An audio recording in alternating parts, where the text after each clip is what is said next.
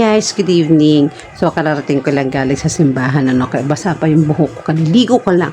Kasi paglabas ng simbahan, sa simbang gabi, umuulan and I wasn't able to bring my umbrella. And until now, umuulan. Buti na lang yung ambon-ambon na medyo malakas. Ganon. So, ayan, wala akong dalang payong. Hindi. So good si Inday sa ulanan. Kaya kaniligo ko lang, guys. And meron akong kwento sa inyo.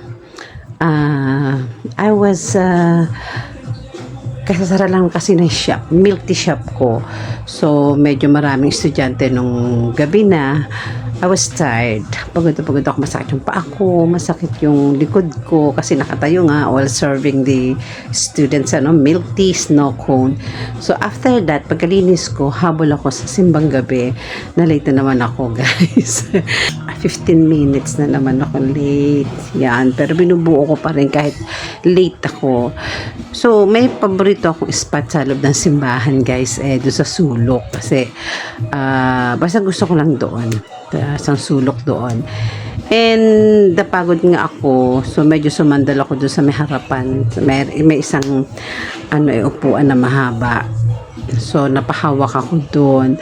May nakaupo. Akala niya siguro kinakalabit ko. But no, kasi pagod nga ako. Medyo napasandal. Yung ganun. Forward.